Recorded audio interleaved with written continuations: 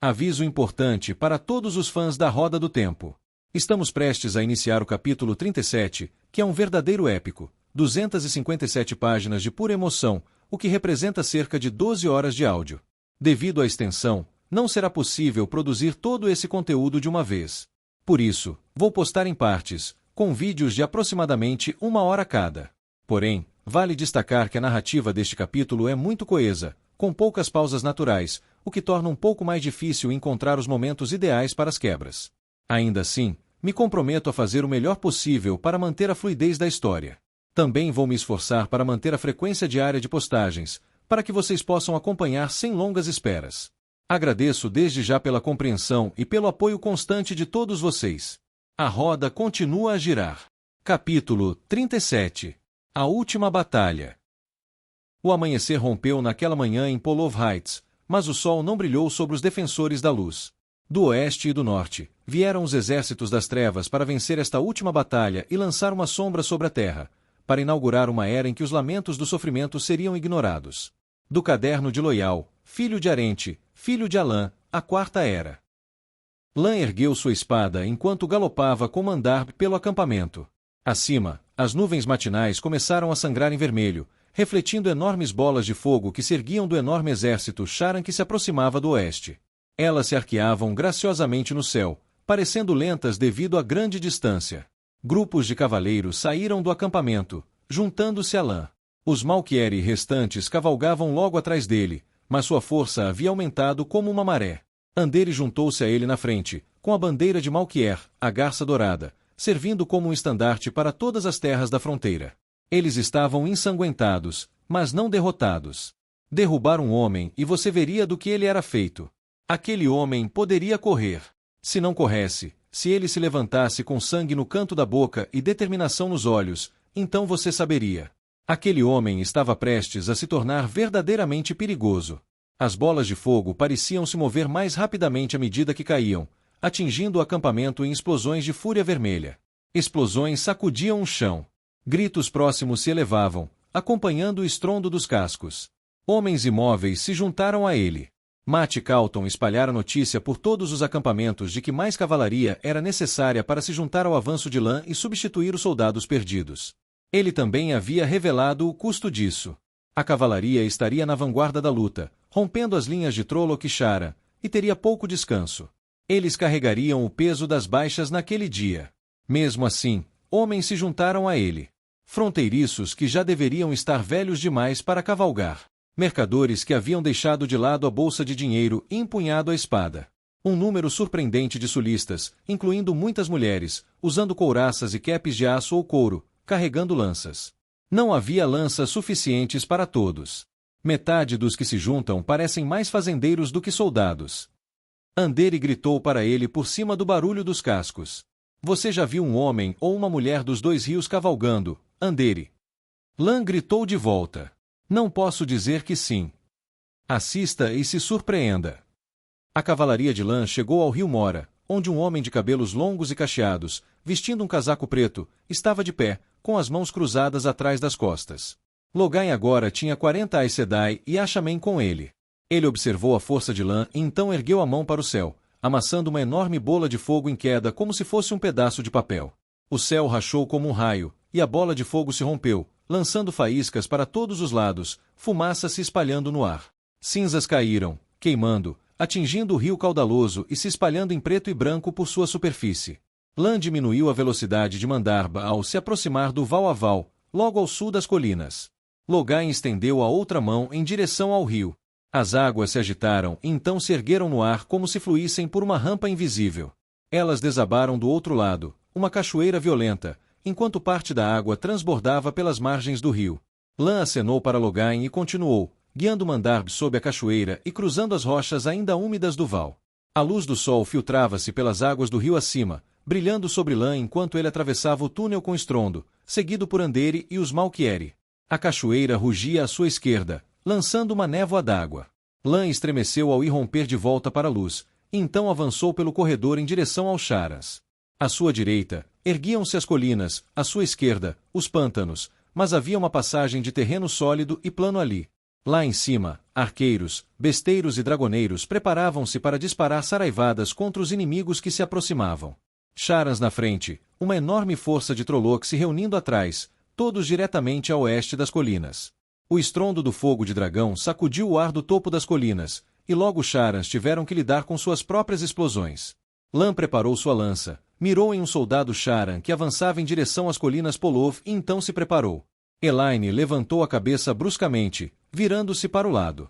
Aquela música terrível, um sussurro, um zumbido, lindo, mas terrível ao mesmo tempo. Ela seguiu Monshadov, atraída por aquele som suave. Onde estava? Ele vinha de algum lugar mais profundo no acampamento Seanchan, na base de Dashar Kinobi. Repreendendo Mate por não lhe contar que seu plano de guerra poderia esperar.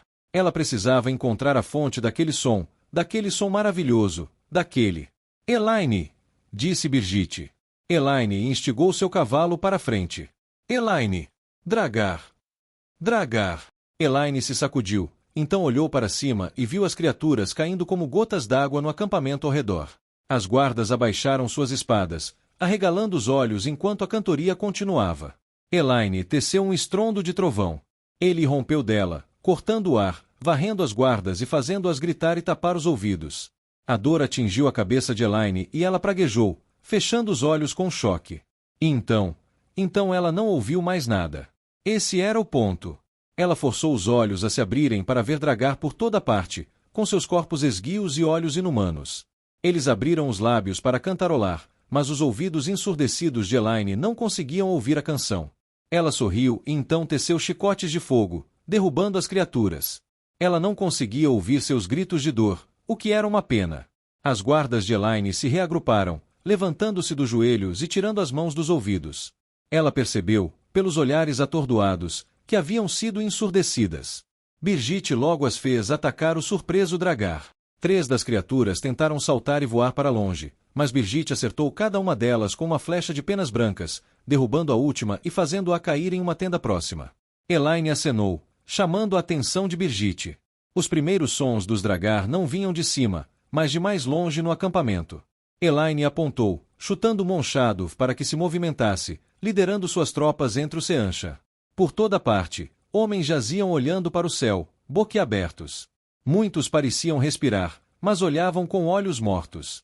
Os Dragar haviam consumido suas almas, mas deixado os corpos vivos, como a casca cortada do pão de um homem rico. Desleixado. Este grupo de Dragar, Luz, havia bem mais de 100 deles, poderia ter capturado um homem cada, matado e recuado antes que sua presença fosse descoberta. Os rugidos distantes da batalha, os berros das trombetas, os dragões estrondosos, as bolas de fogo sibilantes, tudo o que Elaine agora sentia, mas mal conseguia distinguir com suas orelhas quebradas, haviam abafado o ataque dos Dragar. As criaturas poderiam ter atacado e fugido, mas eram gananciosas. Seus guardas se dispersaram, atacando o Dragar surpreso, muitos dos quais seguravam soldados. As feras não eram lutadoras fortes, se avaliadas pela força dos braços. Elaine esperou, preparando suas armas. Aqueles Dragar que tentaram fugir, ela queimou do céu. Assim que os últimos deles morreram, pelo menos, os que conseguiam ver, Elaine fez sinal para Birgitte se aproximar. O ar tinha um forte cheiro de carne queimada. Elaine torceu o nariz, e do cavalo, estendeu a mão para segurar a cabeça de Birgitte, curando as orelhas da mulher. Os bebês esperneavam enquanto ela fazia isso. Será que reagiam às vezes em que ela curava alguém, ou era só capricho dela? Elaine estendeu a mão para segurar a barriga com o braço enquanto Birgitte recuava, olhando ao redor. O guardião preparou uma flecha, e Elaine sentiu-se alarmada. Birgitte disparou, e um Dragar cambaleou para trás, saindo do esconderijo dentro de uma tenda próxima. Um Seanchan saiu cambaleando, com os olhos vidrados. A alimentação fora interrompida no meio, o pobre sujeito nunca mais se recuperaria da razão. Elaine virou o cavalo e viu algumas tropas Seanchan avançando na área. Birgitte falou com eles e depois se virou para falar com Elaine. Elaine apenas balançou a cabeça, e Birgitte hesitou, depois disse algo mais ao Seanchan. Os guardas de Elaine se agruparam ao redor dela novamente, observando o Seanchan com desconfiança. Elaine entendeu o sentimento perfeitamente. Birgitte acenou para que ela se aproximasse, e eles continuaram na direção que estavam seguindo. Ao fazê-lo, uma Damani e uma Suldan se aproximaram e, surpreendentemente, fizeram uma reverência a Elaine. Talvez essa fortuona tivesse dado ordens para respeitarem monarcas estrangeiros. Elaine hesitou, mas o que iria fazer? Poderia retornar ao seu acampamento para cura, mas isso levaria tempo, e era urgente falar com Mate. Qual era o sentido de passar dias elaborando planos de guerra se ele iria descartá-los? Ela confiava nele, Luz, precisava confiar, mas ainda assim preferia saber o que ele pretendia fazer. Ela suspirou e estendeu o pé para Damani. A mulher franziu a testa e olhou para Suldan. Ambas pareceram encarar aquilo como um insulto. Elaine certamente pretendia que fosse. A Suldan assentiu, e sua Damani estendeu a mão para tocar a perna de Elaine logo acima do pé calçado com botas. As botas robustas de Elaine pareciam algo que um soldado usaria, não uma rainha, mas ela não pretendia entrar em batalha de chinelos.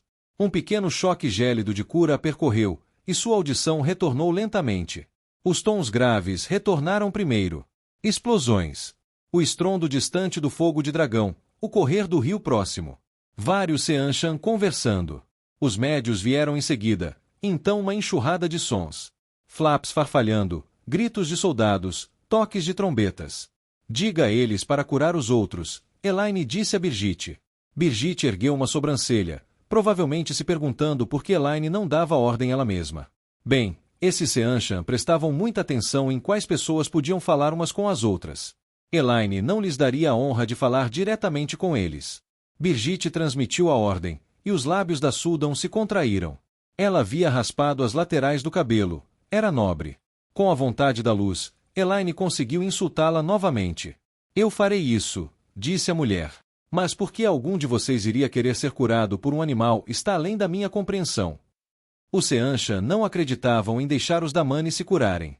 Pelo menos, era o que eles continuavam alegando. Isso não os impedia de, relutantemente, ensinar as tramas às suas mulheres cativas, agora que tinham visto em primeira mão a vantagem que isso representava em batalha. Pelo que Elaine ouvirá, os nobres raramente aceitavam essa cura. Vamos, disse Elaine, avançando. Ela acenou para que seus soldados ficassem para trás e fossem curados. Birgitte a encarou, mas não se opôs. As duas se apressaram, Birgitte montando em seu cavalo e cavalgando com Elaine em direção ao prédio de comando do Seanchan. De um andar, talvez do tamanho de uma pequena casa de fazenda, ficava em uma fenda grande e com muros altos na base sul da Sharknob. Eles a haviam movido do topo, pois Mate temia que ficasse muito exposta. O topo continuaria a ser usado para supervisionar a batalha em intervalos curtos. Elaine permitiu que Birgitte a ajudasse a desmontar, Luz, mas ela estava começando a se sentir desajeitada. Era como se fosse um navio em doca seca. Ela levou um momento para se recompor. Traços suaves, emoções sob controle. Ela mexeu no cabelo, ajeitou o vestido e entrou no prédio. O que, ela berrou ao entrar, em nome de um maldito Trolloc resmungão de palheiro de 2 dedos você pensa que está fazendo, Matrin Calton? Sem surpresa, a maldição fez o homem sorrir ao erguer os olhos da mesa de mapas. Ele usava o chapéu e o casaco sobre uma roupa de seda muito elegante, que parecia ter sido feita sob medida para combinar com a cor do chapéu, e ainda incluía couro trabalhado nos punhos e na gola para não ficar tão fora de lugar. Cheirava a algum tipo de concessão. Mas por que seu chapéu estava adornado com uma fita rosa? Olá, Elaine, disse Mate. Imaginei que poderia te ver em breve. Ele acenou para uma cadeira, com vermelho e dourado de andor, ao lado da sala. Era bem acolchoada, com uma xícara de chá quente fumegando no suporte ao lado. Queime-se, Matrin Calton, pensou ela. Quando você se tornou tão inteligente? A imperatriz Seanchan sentou-se em seu próprio trono na cabeceira da sala, Minha ao seu lado, envolta em seda verde suficiente para abastecer uma loja em Caemim por 2 semanas. Elaine não deixou de notar que o trono de Fortuona era 2 dedos mais alto que o de Elaine. Uma mulher insuportável. Mate. A dragar no seu acampamento. Queime, disse ele. Onde? Eu diria que havia dragar no seu acampamento, disse Elaine. Nós lidamos com eles. Você precisa dizer aos seus arqueiros para ficarem mais atentos. Eu já disse a eles, reclamou Mate. Cinzas sangrentas. Alguém deu uma olhada nos arqueiros, eu. Grande príncipe, disse um mensageiro Seanchan, deslizando pela porta. Ele se ajoelhou e então se prostrou com um movimento suave, sem interromper sua narrativa. A reserva dos arqueiros caiu. Atingida pelos batedores Shara, eles mascararam o ataque com a fumaça das bolas de fogo. Sangue e cinzas sangrentas, disse Mate. Mandem 16 damanes e suldãs para lá agora mesmo. Mandem as unidades de arqueiros do norte e tragam os esquadrões 42 e 50. E digam aos batedores que os açoitarei se deixarem algo assim acontecer de novo. Grande, disse o batedor, saudando-o e levantando-se rapidamente, saindo da sala sem olhar para cima para evitar o risco de encontrar o olhar de Mate. No geral, Elaine ficou impressionada com a facilidade com que o batedor misturava sua obediência e seu relatório. Ela também ficou enojada. Nenhum governante deveria exigir tal coisa de seus súditos. A força de uma nação vinha da força de seu povo. Quebrá-los é como quebrar a própria espinha. Você sabia que eu viria, disse Elaine depois que Mate deu mais algumas ordens aos seus ajudantes. E previu a raiva que sua mudança de planos causaria. Que se dane, Matrim Calton, por que sentiu a necessidade de fazer isso? Achei que nosso plano de batalha era sólido. Era, disse Mate. Então por que mudar? Elaine, disse Mate, olhando para ela. Todos me colocaram no comando, contra minha vontade, porque não posso ter minha mente mudada pelos renegados, certo? Essa era a ideia geral, disse Elaine. Mas eu acho que tem menos a ver com aquele seu medalhão e mais com você ter uma cabeça dura demais para a compulsão penetrar. Certíssimo, disse Mate. De qualquer forma, se os renegados estão usando compulsão em pessoas em nossos acampamentos, eles provavelmente têm alguns espiões em nossas reuniões. Suponho que sim. Então eles conhecem o nosso plano. O nosso grande plano, que passamos tanto tempo preparando. Eles sabem disso. Elaine hesitou. Luz, disse Mate, balançando a cabeça. A primeira e mais importante regra para vencer uma guerra é saber o que seu inimigo vai fazer. Eu achava que a primeira regra era conhecer o terreno, disse Elaine, cruzando os braços. Isso também. De qualquer forma, percebo que, se o inimigo sabe o que vamos fazer, temos que mudar. Imediatamente. Planos de batalha ruins são melhores do que aqueles que seu inimigo antecipa. Por que você não imaginou que isso aconteceria? Perguntou Elaine. Ele olhou para ela, inexpressivo. Um canto da boca se contraiu, então ele puxou o chapéu para baixo, protegendo o tapa-olho. Luz, disse Elaine. Você sabia. Você passou a semana inteira planejando com a gente, e sabia o tempo todo que jogaria tudo fora junto com a água da louça. Isso é me dar crédito demais, disse Mate, olhando novamente para os mapas. Acho que uma parte de mim talvez soubesse o tempo todo, mas só descobri pouco antes do Charan chegarem. Então, qual é o novo plano? Ele não respondeu. Você vai guardar isso na cabeça, disse Elaine, com as pernas bambas. Você vai liderar a batalha, e nenhum de nós vai saber o que, na luz, você está planejando, né? Se não, alguém pode ouvir, e a notícia chegaria à sombra. Ele assentiu. Criador, protege-nos, ela sussurrou. Mate franziu a testa. Sabe, foi isso que o Tuon disse. Nas colinas, Uno tapou os ouvidos enquanto os dragões próximos cuspiam fogo nos Trollocs e Charans a oeste deles. O cheiro de algo pungente queimava no ar, e as explosões eram tão ensurdecedoras que ele não conseguia ouvir seus próprios xingamentos sangrentos. Lá embaixo, os cavaleiros de lã Mandragoran varriam as laterais da força de ataque, mantendo-a contida para que os dragões pudessem causar mais dano. Os Charans tinham Trollocs com eles. Eles também teriam canalizadores, muitos deles. Mais acima, rio acima, outro grande exército de Trollocs, os mesmos que haviam causado tanto dano às forças de Daishan, vinha do nordeste e logo alcançaria o campo de Merrilor. Os dragões pararam por um instante, e os dragoneiros encheram as mandíbulas novamente com o que quer que os fizesse funcionar. Uno não chegaria nem perto deles. Que azar, esse sim. Ele tinha certeza. O líder dos dragoneiros era um Cairhienin magro e vigoroso, e Uno nunca tivera muita utilidade para aqueles homens. Eles o encaravam com uma expressão carrancuda sempre que ele falava. Este, sentado altivamente em seu cavalo, não vacilou quando os dragões dispararam novamente. O trono de Amirlin havia se aliado a esses homens, e também ao Seanchan. Uno não ia reclamar abertamente. Eles precisavam de todas as espadas que pudessem conseguir, incluindo o Cairhienin e o maldito Seanchan. Gosta dos nossos dragões, capitão, gritou o líder, Talmanes, para Uno. Capitão. Uno havia sido promovido. Agora liderava uma força de lanceiros da torre e cavalaria leve recém-recrutados.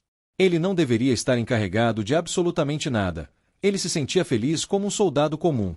Mas ele tinha treinamento e experiência de combate, coisas que eram escassas hoje em dia, ou assim a rainha Elaine dissera.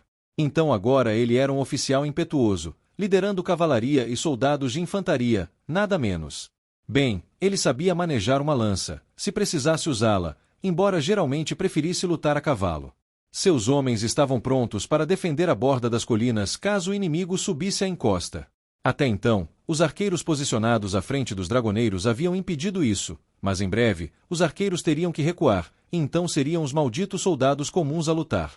Abaixo, os Charan se afastaram para deixar as principais forças Trolloc invadirem a encosta. Os lanceiros avançariam, resistindo ao ataque dos Trollocs, e as lanças seriam uma boa opção, já que os Trollocs estariam avançando morro acima.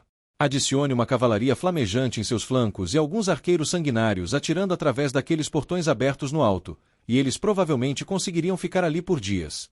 Talvez semanas. Quando fossem repelidos por uma força superior em número, eles se soltariam centímetro por centímetro, agarrando-se a cada pedaço de chão. Uno imaginou que não havia como sobreviver àquela batalha flamejante. Estava surpreso por ter sobrevivido tanto tempo. Sério, uma zema flamejante deveria ter tido sua cabeça, ou Seanchan perto de Falme, ou um Trolloc aqui e ali. Ele tentará se manter magro para ter um gosto horrível de flamejante quando o enfiassem em uma daquelas panelas flamejantes. Os dragões dispararam novamente, abrindo enormes buracos nas hordas de Trollocs que avançavam. Uno tapou os ouvidos com as mãos. Avisem um homem quando fizerem isso, seus pedaços flamejantes pendurados no pescoço de uma cabra. O tiro seguinte abafou o som dele. Os Trollocs lá embaixo foram lançados no ar, os dragões pulverizando o chão sob eles. Aqueles ovos explodiram ao serem disparados daqueles tubos amaldiçoados. Que tipo de coisa, além do poder único, poderia fazer o metal explodir? Uno tinha certeza de que não queria saber. Talmanes aproximou-se da borda das colinas, inspecionando os danos. Uma mulher tarabonera, a mesma que inventara aquelas armas, juntou-se a ele. Ela olhou para Uno e viu Uno, jogando-lhe algo. Um pedacinho de cera. A mulher tarabonera deu uma batidinha na orelha e começou a falar com Talmanes, gesticulando. Ele podia comandar as tropas, mas a mulher era responsável pelos dispositivos. Ela disse aos homens onde posicionar os dragões para lutar. Uno resmungou, mas guardou a cera no bolso. Um punhado de Trollocs, cerca de 100 homens, havia atravessado a explosão, e ele não teve tempo de se preocupar com os ouvidos. Uno pegou uma lança, apontou-a e sinalizou para seus homens fazerem o mesmo. Todos vestiam o branco da torre, o próprio Uno usava um tabardo branco. Ele gritava ordens, preparando sua lança, posicionando-se de lado perto do topo da encosta, com a base da haste erguida. Uma das mãos segurava a haste à sua frente para guiar e reforçar o golpe. A outra, com a palma para baixo, segurando-a a um braço de distância da base, desferia o golpe conforme os Trollocs se aproximassem. Várias fileiras de lanceiros atrás de Uno estavam prontas para avançar após o impacto inicial. Calma com as lanças, pastores flamejantes, berrou Uno. Calma! Os Trollocs subiram a colina aos tropeços, colidindo com a linha de lanças. As feras na vanguarda tentaram derrubá-las com golpes de suas armas, mas os homens de Uno avançaram, espetando os Trollocs, muitas vezes 2 lanças por fera. Uno grunhiu, puxando sua lança de volta para a linha para atingir um Trolloc na garganta. Primeira fila, para trás! Gritou Uno, puxando sua lança para trás para libertá-la do Trolloc que havia matado. Seus companheiros fizeram o mesmo, puxando suas armas e deixando os cadáveres rolarem em encosta abaixo. Os lanceiros da primeira fila recuaram enquanto os da segunda fila avançavam entre eles, cravando suas lanças nos Trollocs rosnantes. Cada fileira se revezava na linha de frente até que, minutos depois, todo o grupo de Trollocs estava morto. Bom trabalho, disse Uno, erguendo sua lança até a posição vertical, com fio de sangue rançoso de Trolloc escorrendo pela haste, vindo da ponta da lança. Bom trabalho! Ele olhou para os dragoneiros, que estavam alimentando mais ovos por aqueles tubos. Ele rapidamente tirou a cera do bolso. Sim, eles poderiam manter essa posição flamejante. Eles poderiam mantê-la bem. Eles só precisavam. Um grito vindo de cima o impediu de colocar a cera. Algo caiu no chão ao lado de Uno. Uma bola de chumbo com serpentinas caiu do alto. Cabra flamejante de Seanchan. Uno gritou, olhando para cima e sacudindo o punho. Isso quase me levou à coroa, seu amante de vermes podres. O Haken voou para longe, provavelmente sem que seu cavaleiro ouvisse uma palavra do que Uno havia gritado. Maldito Seanchan! Ele se abaixou, removendo a carta da bola. Retire-se pela encosta sudoeste das alturas. Você está me chutando, Porra! Murmurou Uno. Me chutando na cabeça enquanto eu durmo. Alien, seu idiota, consegue ler isso? Alien, um andormano de cabelos escuros, usava uma barba curta, raspada nas laterais. Uno sempre achou aquelas barbas ridículas. Retirar? Perguntou Alien. Agora. Eles perderam a cabeça, disse Uno. Perto dali, Talmanes e a mulher Tarabonera recebiam uma mensageira, e ela transmitia a mesma notícia, a julgar pela carranca da mulher Tarabonera. Retirada. É melhor que Calton saiba o que está fazendo, disse Uno, balançando a cabeça. Ele ainda não entendia por que alguém colocaria Calton no comando de qualquer coisa. Lembrava-se daquele garoto, sempre irritado com as pessoas, com os olhos fundos. Meio morto, meio mimado. Uno balançou a cabeça. Mas ele faria isso. Ele havia jurado a maldita Torre Branca. Então ele faria isso. Passe a palavra, disse ele a Alien, tapando os ouvidos com a cera enquanto a Ludra, junto aos dragões, preparava uma última saraivada antes de partir. Estamos recuando das malditas colinas, e... Um estrondo atingiu Uno fisicamente, vibrando por todo o corpo, quase parando seu coração. Sua cabeça bateu no chão antes que ele percebesse que havia caído. Ele piscou para tirar a poeira dos olhos, gemendo e rolando enquanto outro clarão, depois outro, atingia as colinas onde os dragões estavam. Relâmpagos! Seus soldados estavam de joelhos, olhos fechados, mãos sobre os ouvidos. Talmanes já estava de pé, porém, gritando ordens que Uno mal conseguia ouvir, acenando para seus homens recuarem. Uma dúzia de bolas de fogo, enormes e incrivelmente rápidas, ergueram-se do exército Charan atrás dos Trollocs. Uno praguejou e se jogou em uma depressão para se proteger, rolando para o lugar momentos antes de toda a colina tremer como um terremoto. Torrões de terra caíram sobre ele, quase o enterrando. Tudo estava vindo em sua direção. Tudo. Todos os malditos canalizadores de Charan no exército pareciam se concentrar nas colinas ao mesmo tempo. Seu povo tinha Aes Sedai, posicionadas para proteger os dragões, mas, pelo visto, teriam dificuldade para lutar contra isso. O ataque durou o que pareceu uma eternidade. Quando cessou, Uno rastejou para se libertar. Alguns dos dragões flamejantes estavam em pedaços, e a Ludra trabalhava com os dragoneiros para salvá-los e proteger o restante. Talmanes, com a mão ensanguentada na cabeça, gritava. Uno arrancou a cera de uma das orelhas, que provavelmente lhe salvara a audição, e correu em direção a Talmanes. Onde estão suas malditas Aes Sedai? Gritou Uno.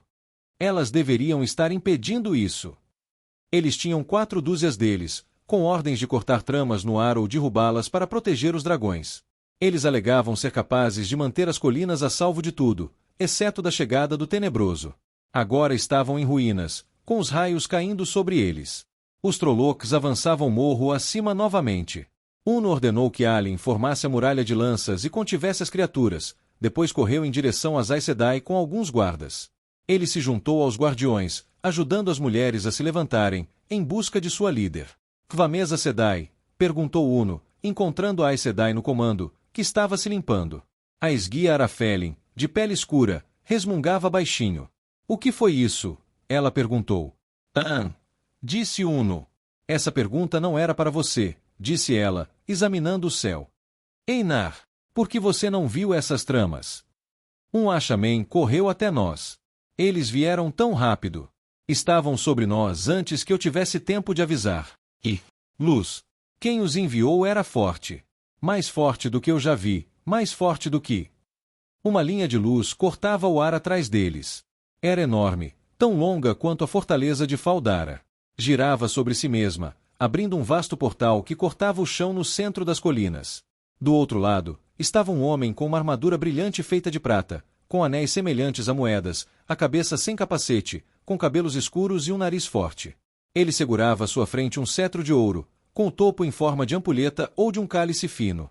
Kvamesa reagiu imediatamente, erguendo a mão e liberando um jato de fogo. O homem acenou com a mão, e o jato de fogo se desviou, então ele apontou, quase indiferentemente, e algo fino, quente e branco conectou a Kvamesa. Sua forma brilhou, e então ela desapareceu, partículas flutuando em direção ao chão. Uno pulou para longe, e Einar se juntou a ele enquanto ele rolava para trás dos escombros de um dragão quebrado. Eu venho pelo dragão renascido, anunciou a figura prateada. Mandem chamá-lo. Ou isso, ou eu farei com que seus gritos o tragam. O chão sob os dragões se elevou no ar a poucos metros de Uno. Ele ergueu o braço diante do rosto, e pedaços de madeira e terra voaram sobre ele. Que a luz nos ajude, disse Einar. Estou tentando detê-lo, mas ele está em um círculo. Um círculo completo. 72. Nunca vi tanto poder antes. Uma barra de luz incandescente atravessou o dragão destroçado, vaporizando e atingindo Einar. O homem desapareceu em um instante, e Uno recuou, xingando. Ele se esquivou enquanto os destroços dos dragões caíam no chão ao seu redor. Uno gritou para seus homens recuarem, incitando-os a se movimentar, parando apenas o tempo suficiente para agarrar um homem ferido pelo braço e ajudá-lo a se afastar. Ele não questionou mais a ordem de recuar das colinas. Era a ordem mais nobre que qualquer homem já havia dado. Logain Ablar liberou o poder único. Ele ficou ao lado da Mora, abaixo das colinas, e sentiu os ataques lá de cima. Libertar o poder único hoje foi uma das coisas mais difíceis que ele já fizera. Mais difícil do que a decisão de se autodenominar dragão, mais difícil do que se impedir de estrangular Tain durante seus primeiros dias juntos na Torre Negra.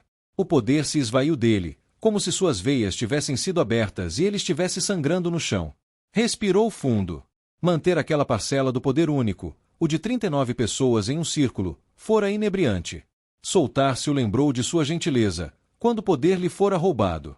Quando cada respiração o encorajava a encontrar uma faca e cortar a própria garganta. Ele suspeitava que essa fosse sua loucura, o terror de que liberar o poder único o faria perdê-lo para sempre. Logain virou a cabeça para o homem mais baixo e seus companheiros. Eles eram leais. Logain não sabia por quê, mas eles eram leais. Todos eles. Tolos. Tolos fiéis. Consegue sentir isso? Perguntou Androl. Os outros, Canler, Emarin, Jonete, estavam olhando para as colinas. O poder sendo liberado ali. Era incrível.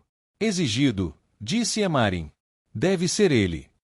Logain assentiu lentamente. Tanto poder. Mesmo um dos renegados não poderia ser tão forte. Ele devia carregar um sangreal de imensa força. Com tal ferramenta, seus pensamentos sussurravam, nenhum homem ou mulher jamais poderia tirar o poder de você novamente. Tain fizera isso durante a prisão de Logain. Manteve-o cativo, protegido, incapaz de tocar o poder único.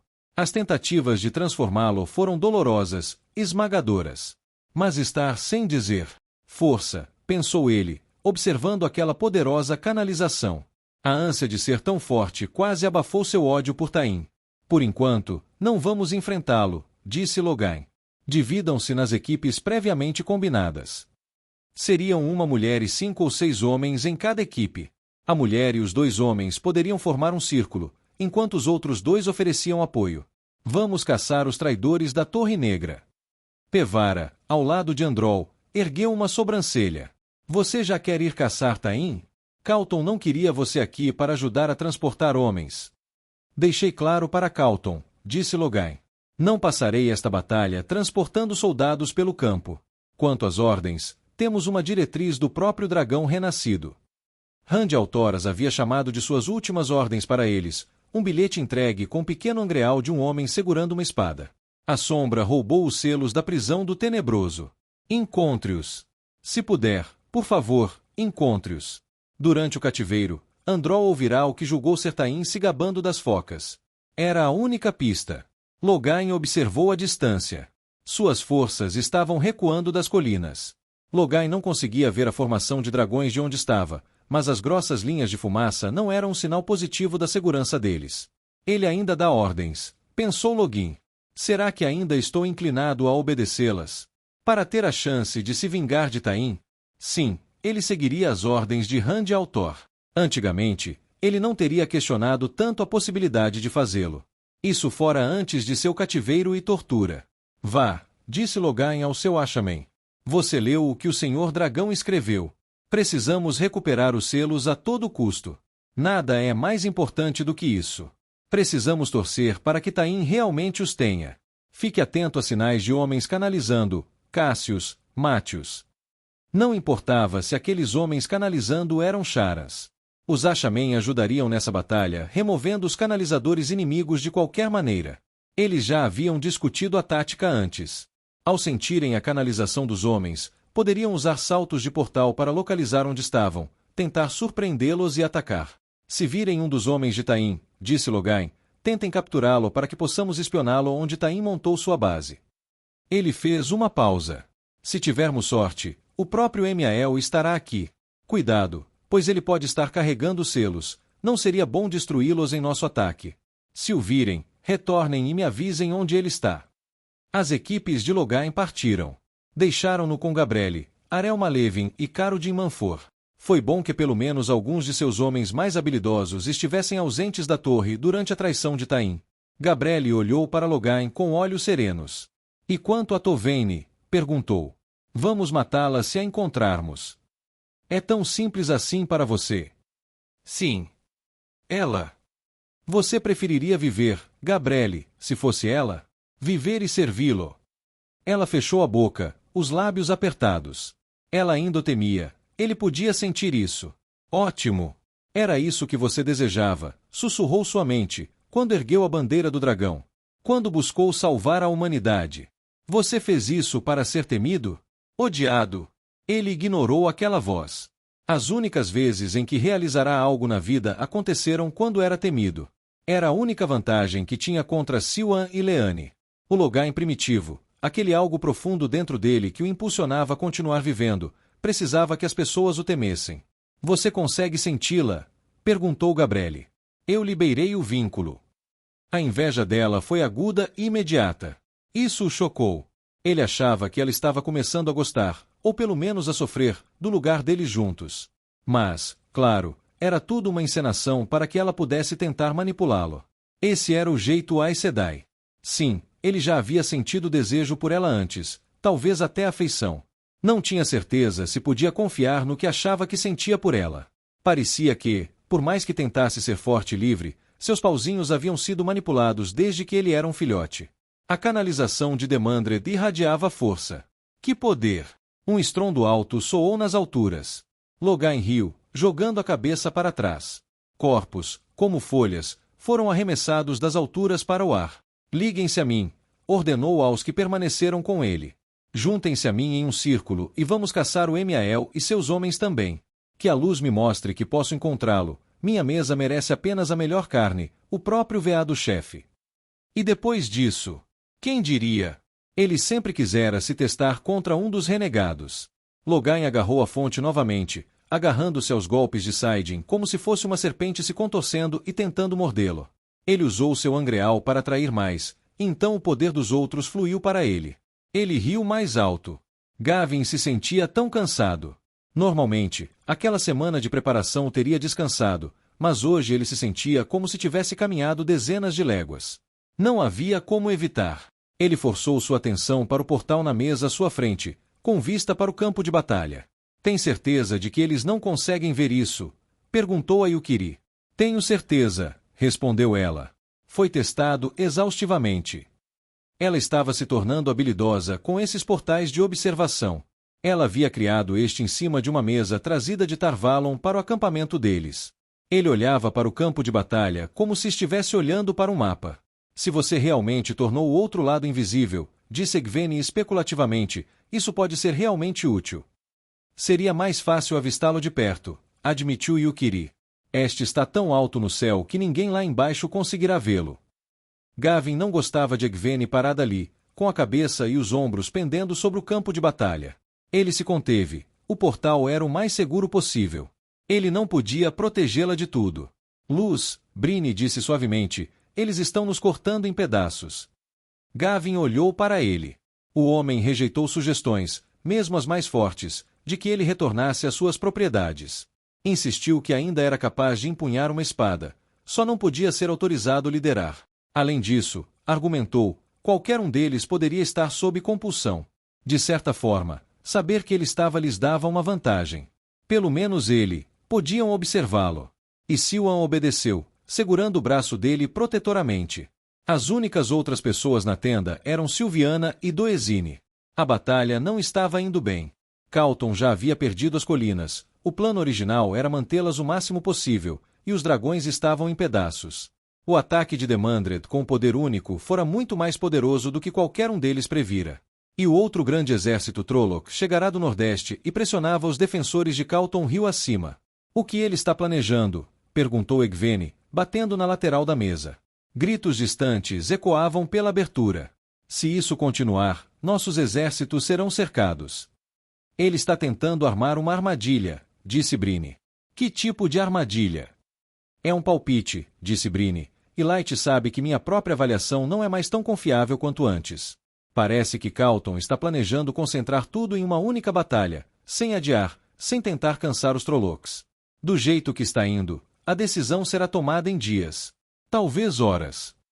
Isso parece exatamente algo que Mate faria, disse Egvene, resignada.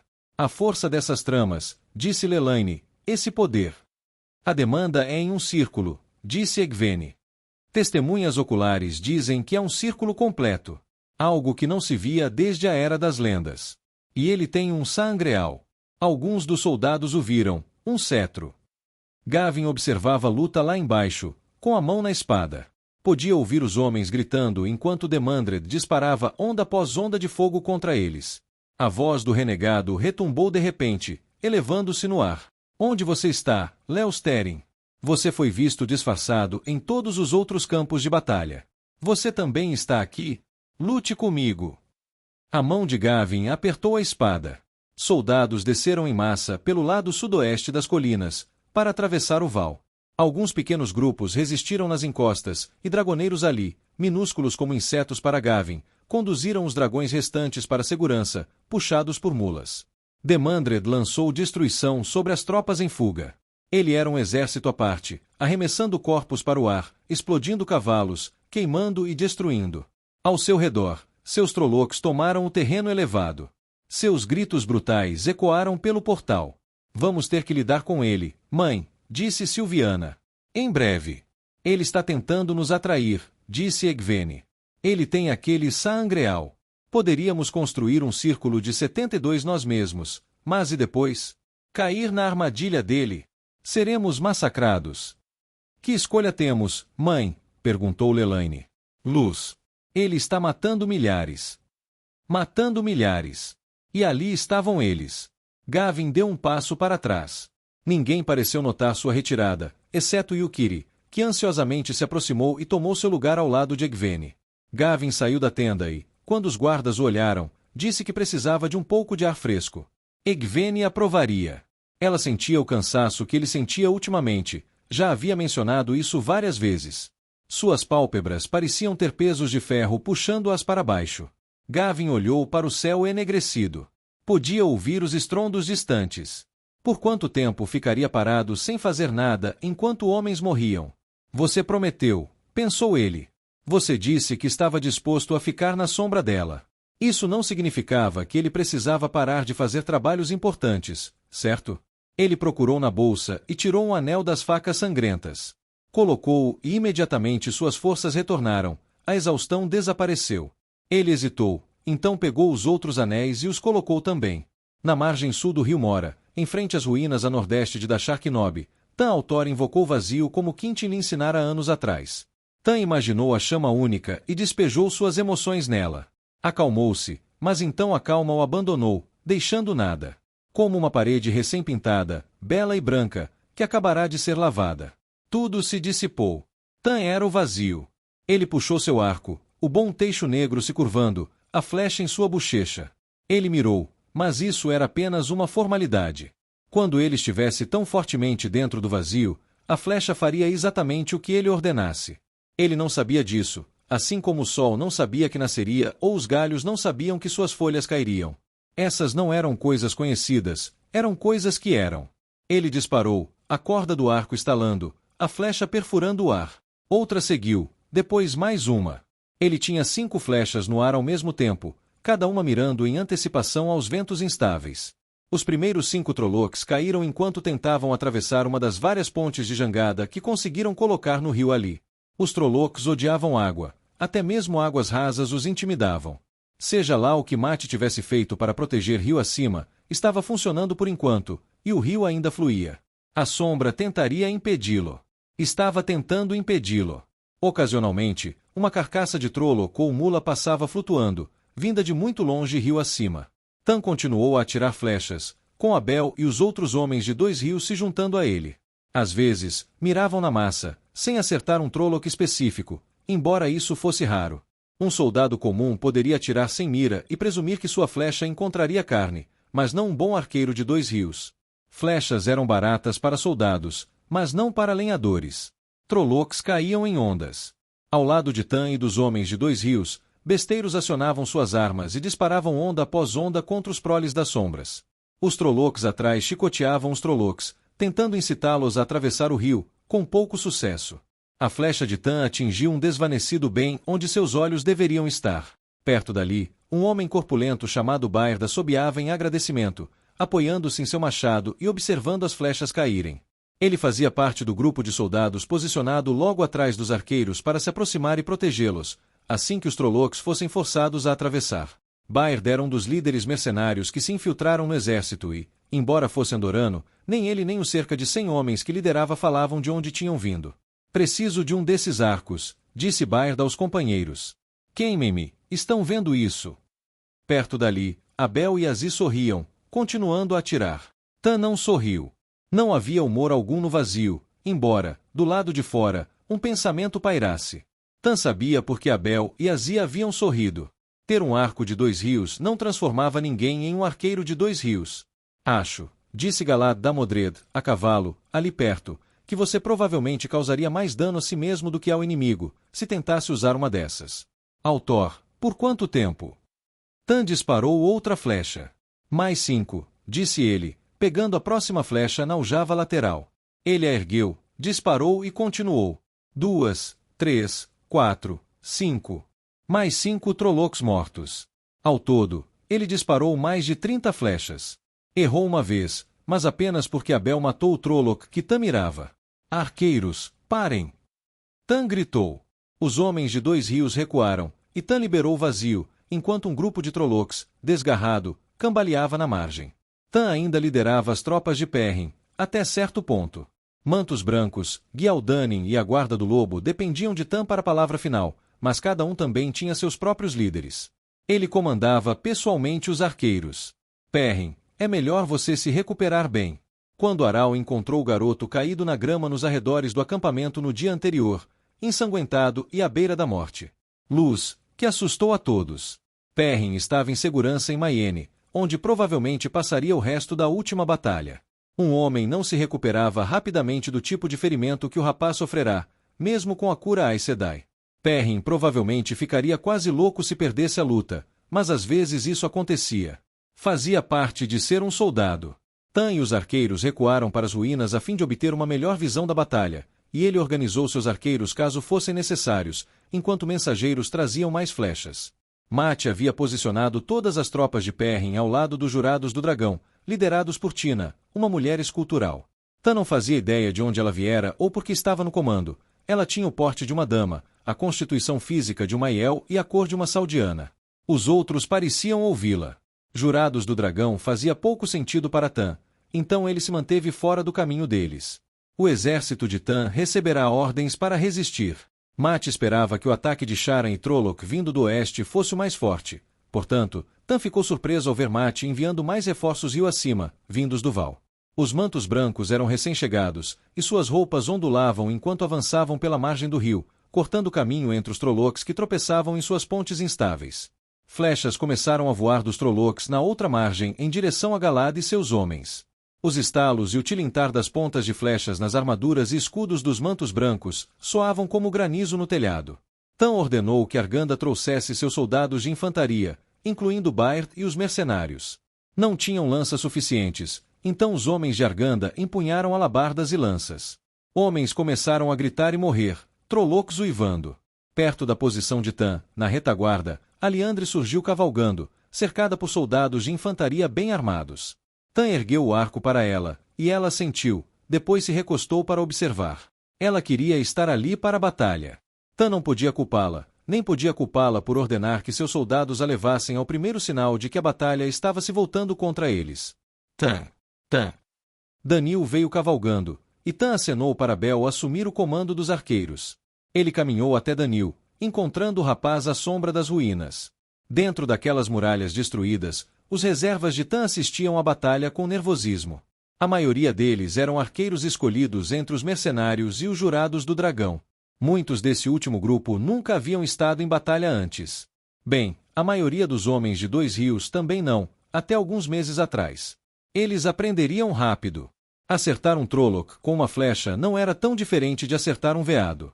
Porém, se você errasse o servo, ele não te cortaria com uma espada alguns segundos depois. O que foi, Danil? Perguntou Tan. Uma notícia do Mate. Ele está enviando estandartes de infantaria da Legião do Dragão, disse Danil. Ele diz para defender o rio aqui, custe o que custar. O que aquele garoto está aprontando? Perguntou Tan, olhando para as colinas. A Legião do Dragão tinha uma boa infantaria e besteiros bem treinados que seriam úteis ali. Mas o que estava acontecendo nas colinas? Os clarões de luz refletiam-se em colunas de fumaça negra e espessa, subindo das alturas em direção às nuvens acima. A luta era intensa lá em cima. Não sei, Tan, disse Danil. Mate, ele mudou.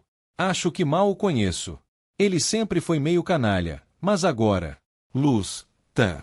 Ele parece alguém de uma das histórias. Tan resmungou. Todos nós mudamos. O Mate provavelmente diria coisas parecidas sobre você. Danil riu. Ah, duvido, Tan. Mas às vezes me pergunto o que teria acontecido se eu tivesse ido com os três. Quer dizer, Moiraine Sedai estava procurando garotos da idade certa, e acho que eu era um pouco velho demais. Ele parecia melancólico. Danil podia dizer e pensar o que quisesse, mas Tan duvidava que ele gostaria de suportar as coisas que forçaram Mate, Perrin e Rand a se tornarem as pessoas que eram agora. Assumam o comando deste grupo, disse Tan, acenando para os arqueiros da reserva. Vou garantir que Arganda e Galad saibam que estamos sendo reforçados. Flechas grossas de Trolloc se espalharam ao redor de Pevara enquanto ela tecia o ar desesperadamente. Sua rajada de ar levou as flechas para longe como pedras varridas do tabuleiro por um jogador furioso. Suando, ela se agarrou ao saidar e teceu um escudo de ar mais forte, movendo para o céu para se defender de novas saraivadas. É seguro, ela gritou. Vá! Um grupo de soldados surgiu debaixo de uma saliência na encosta íngreme das colinas, à beira do rio. Mais flechas negras e grossas caíram de cima. Elas atingiram o escudo dela. Isso os tornou tão lentos que, ao passarem, caíram tão lentamente quanto penas. Os soldados que ela ajudara correram para o ponto de encontro em Avalford. Outros decidiram ficar e lutar enquanto os bandos de Trolloc desciam as encostas. A maioria dos proles das sombras permaneceu no topo das colinas para garantir a posição e terminar de expulsar os humanos. Onde? O pensamento furioso de Androl lhe veio à mente, um sussurro suave dentro de sua mente. Aqui, ela o enviou. Não exatamente um pensamento, mas sim uma imagem, uma sensação de lugar. Um portal se abriu ao lado dela, e ele correu por ele, com Emarim em seu encalço. Ambos os homens carregavam espadas, mas Emarim girou e empurrou a mão para trás, um raio de fogo atravessando o portal aberto. Gritos soaram do outro lado. Gritos humanos. Você foi até o exército de Shara? Perguntou Pevara. Logain queria que ficássemos juntos. Então você se importa com o que ele quer agora? Perguntou Androl, sorrindo. Você é insuportável, pensou ela. Ao redor deles, flechas caíam no chão. Os Trollocs acima gritavam de raiva. Bela trama, disse Androl. Obrigada. Ela olhou para a espada. Agora sou um guardião. Ele deu de ombros. Bem que eu poderia parecer um, né? Ele era capaz de cortar um Trolloc ao meio com um portal a 300 passos de distância, invocar fogo de dentro do próprio Monte Dragão, e ainda queria carregar uma espada. Ela decidiu, uma coisa masculina. Ao ouvir isso, Androl a enviou. Emarim, para mim. Pevara Sedai, se você gentilmente concordar em nos acompanhar. Ela fungou, mas juntou-se aos outros dois enquanto se moviam pela base sudoeste das colinas, passando por alguns feridos que cambaleavam em direção ao ponto de encontro. Androl olhou para eles e então teceu um portal de volta ao acampamento.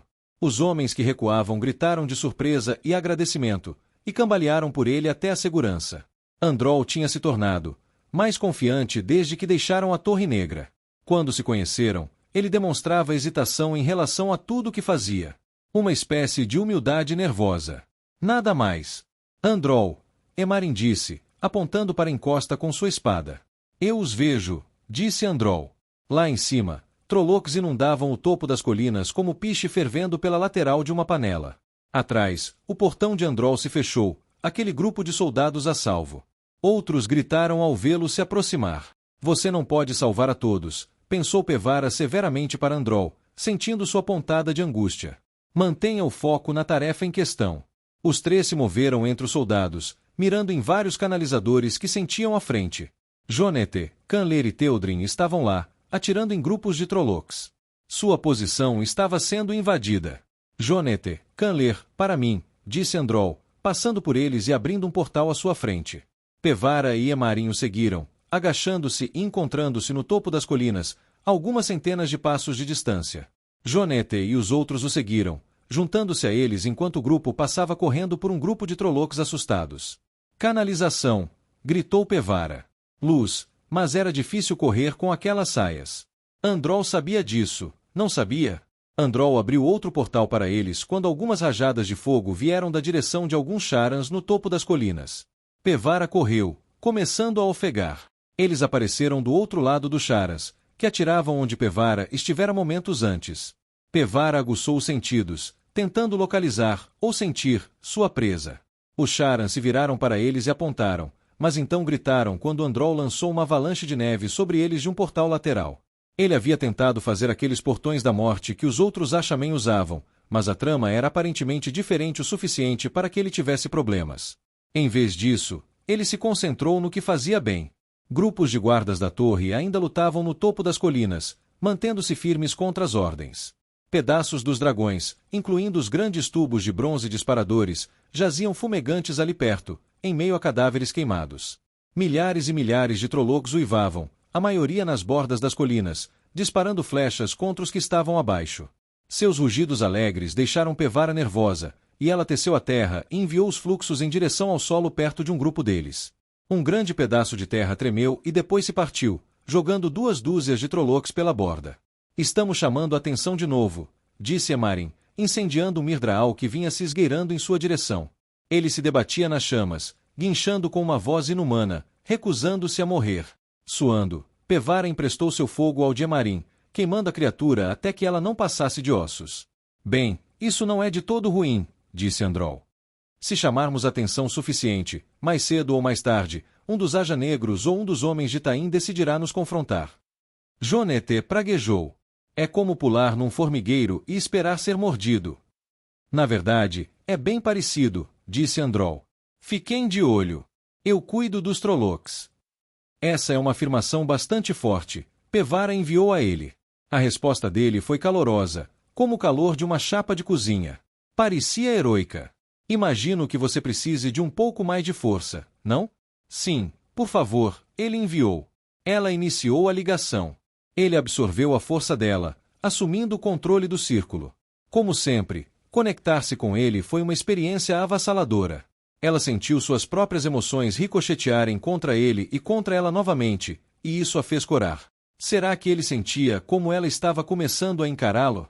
Tola como uma garota de saias na altura dos joelhos, pensou ela consigo mesma, com cuidado para proteger seus pensamentos dele, mal tendo idade suficiente para saber a diferença entre meninos e meninas.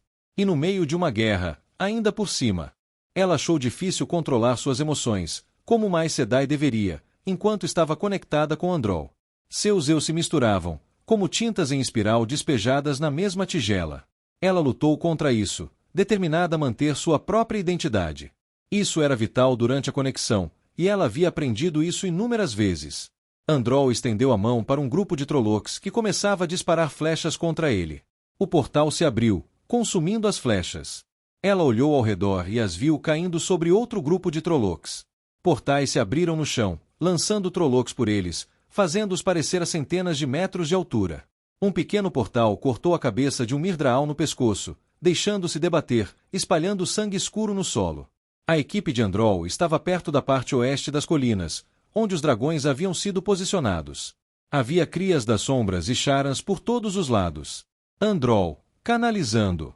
Ela podia sentir, elevando-se acima deles nas colinas. Algo poderoso. Taim. A explosão imediata de raiva de Androl parecia que a consumiria. Nela, havia a perda de amigos e a fúria pela traição de alguém que deveria tê-los protegido. Cuidado, ela mandou. Não sabemos quem é ele. O atacante estava em um círculo com homens e mulheres, caso contrário, Pevara não teria sido capaz de senti-lo. Claro, ela só conseguia ver as tramas de Saidar. Uma espessa coluna de aros atingiu, com a largura de um passo, com calor suficiente para avermelhar o chão rochoso abaixo. Androl ergueu um portal a tempo, por pouco, interceptando a coluna de fogo e direcionando-a de volta para o caminho de onde viera. Rios gêmeos queimaram os cadáveres dos Trollocs e incendiaram ervas daninhas e pedaços de grama. Pevara não viu o que aconteceu em seguida. O portal de Androl desapareceu, como se tivesse sido arrancado dele, e uma explosão de relâmpagos atingiu bem ao lado deles. Pevara caiu no chão, e Androl se chocou contra ela. Naquele momento, ela se soltou. Ela fez isso por acidente, devido ao choque do impacto. Na maioria dos casos, o elo teria se soltado, mas Androl tinha um aperto forte. A barragem que separava o eu de Pevara do seu próprio se rompeu, e eles se misturaram. Foi como atravessar um espelho e depois se olhar. Ela se puxou à força para fora novamente, mas com uma consciência que não conseguia descrever. Precisamos sair daqui, pensou, ainda ligada a Androl. Todos os outros pareciam vivos, mas isso não duraria muito se o inimigo trouxesse mais relâmpagos. Pevara começou a complexa trama para um portal por instinto, embora não adiantasse de nada. Androl liderava o círculo, então só ele. O portal se abriu com um estalo. Pevara ficou boquiaberta. Ela fizera isso, não ele. Esta era uma das tramas mais complexas, difíceis e poderosas que ela conhecia, mas ela fizera com a facilidade de um aceno de mão. Enquanto estavam em um círculo, outra pessoa liderava. Théodrin cambaleou primeiro. A ágil mulher Domani puxou Jonete, que cambaleava, atrás de si através do portão. Emarim seguiu-a, mancando, com um braço pendurado inutilmente ao lado do corpo. Androl olhou para o portal, atordoado. Achei que não era permitido canalizar se outra pessoa estivesse liderando um círculo em que você está. Você não está, ela disse. Eu fiz isso por acidente. Acidente? Mas... Através do portal, seu cabeça dura, disse Pevara, empurrando em direção ao portal. Ela o seguiu e desabou do outro lado.